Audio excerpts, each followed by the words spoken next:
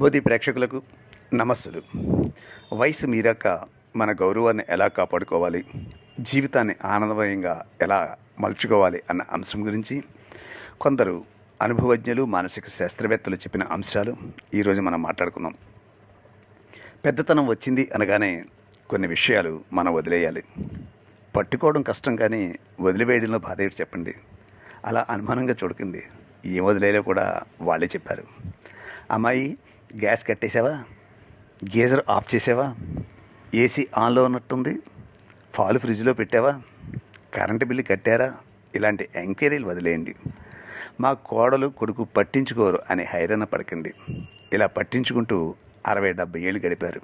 ఇంకా ఎంతకాలం? ఇది వాళ్ళ హయాంలో వాళ్ళ ఇష్టం. కష్ట నష్టాలు కూడా వాళ్ళవే. చూడండి అప్పుడు ఎంత ప్రశాంతంగా ఉండటంతో. నా అభిప్రాయం ఏమిటంటే అని అనడం తగ్గించి, నీ ఇష్టం, నువ్వు చెప్పు అని వాళ్ళ ఇష్టాయిష్టాలతో వాళ్ళని బ్రతకనివ్వండి. నాకు తెలుసుతో పాటు నాకు మాత్రమే తెలుసు అనే అహం తగ్గించుకుని, వాళ్ళకి చాలా విషయాలు, టెక్నాలజీ నాకంటే ఎక్కువ తెలుసు కదా అనే నిజాన్ని టక్కున ఒప్పేసుకోండి. అది మీ మంచికే అని వాళ్ళు చెప్తున్నారు. మా కాలంలో, మా చిన్నప్పుడు అంటూ వీరు చిక్కినప్పుడల్లా వారిని ఊదరగొట్టకండి. వారి ముఖాల్లో కనిపించే విసుగుని చూడనట్లు నటించకండి.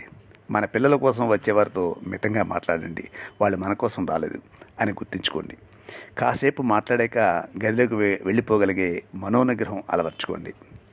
పెద్దవారిని పలకరించే మర్యాదతో మీ పిల్లల కోసం వచ్చిన వారు ఎవరైనా సహజంగా అడుగుతారు, ఆరోగ్యం బాగుంది కదా అని. దయచేసి వెంటనే స్పందించకండి. మన బీపీ, షుగరు, కీళ్ళ నొప్పులు, నిద్ర పట్టకపోవడం, నీరసం అంత రసవత్తమైన విషయం కాదని సర్వదా గుర్తుంచుకోండి బాబు. మనకి తోచక కాలక్షేపానికి ఎంత ఆలోచించినా ఎదుటి వాళ్ళకి దాంట్లో అంతే ఇంట్రెస్ట్ ఎంత ఉంటుంది చెప్పండి. బాబోయ్, ఎందుకు అడిగాను రా బాబు అని వాళ్ళు పశ్చాత్తాపడిగేలాగా వాళ్ళకి ఆ బాధను కలిగించకండి. ఇంకొక విషయం, ఎవరో పెద్దయిన అన్నాడు, మన అనుభవంతో వారిని తీర్చిదిద్దాలి కదా అని. కాలం మారింది, మారుతుంది.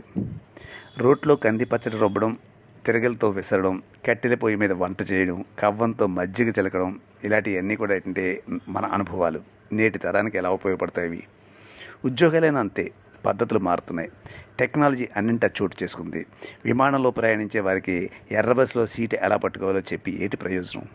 చివరిగా పెద్దతనంలో నువ్వు పరువు కాపాడుకోవడం పూర్తిగా మన చేతుల్లోనే ఉందండి. అనవసరం విషయంలో జోక్యం చేసుకోకుండా మితభాషిగా ఉంటూ, మన ఆర్థిక స్వాతంత్రం కోల్పోకుండా ఆరోగ్యాన్ని కాపాడుకుంటూ, జిహ్వచాపల్యం తగ్గించుకుని, అన్నిటికంటే ముఖ్యమైన విషయం, నన్ను ఎవరూ గౌరవించట్లేదు అనే ఆత్మన్యూన్యతాభావం దరిచేరకుండా జాగ్రత్త పడాలి. భావం, బంధాలు అంత తేలిగ్గా తగ్గించుకోలేము. కనీసం కొన్ని విషయాలను వదిలేద్దాం. పాజిటివ్గా చూడండి. ఉద్యోగానికి పరిగెత్తాలనే హడావడి లేదు. మొత్తం సంసారాన్ని లాగే బాధ్యత లేదు. పిల్లలకు సహకరిస్తున్నామనే తృప్తి ఉండనే ఉంది. హాయిగా పూజలు చేసుకోవచ్చు, భగవద్గీత, భాగవతం చదువుకోవచ్చు, దైవ దర్శనం చేసుకోవచ్చు. చిన్న చిన్న హాబీలు మనసుకి ఆహ్లాదాన్ని ఇస్తాయి. వాటికి సమయం కేటాయించుకోవచ్చు. ఒక్క మాటని రోజు అనుకుందాం, I love my self, I respect my self. ఇది మన ఆత్మవిశ్వాసాన్ని పెంచుతుంది. చివరిగా మనం దిగవలసిన స్టేషన్ దగ్గరలోనే ఉంది. ప్లాట్ఫామ్ అదిగో, సమయం దగ్గర పడింది. ఇక మనకి భోగిలో ఉన్న వారితో తగవులు, మనస్పర్ధలు, ఎత్తిపొడుపు మాటలు అవసరం అంటారా?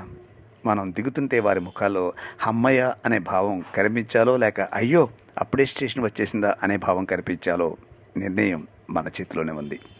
పెద్దతనం మనకి వరం లాంటిది. అది ముఖ్యంగా మన అహం తగ్గించి, మనకి జీవితం అంటే ఏమిటో, మన నిజమైన విలువ ఏమిటో సరైన అవగాహన కల్పిస్తుంది.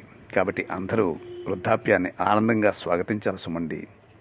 నస అనిపించుకునే కంటే నైస్ అనిపించుకోవడం మంచిది కదా. మీకు నచ్చితే ఈ ఛానల్ని సబ్స్క్రైబ్ చేయండి. అలాగే బెల్ బటన్ నొక్కండి. మీ మిత్రుడికి షేర్ చేయండి.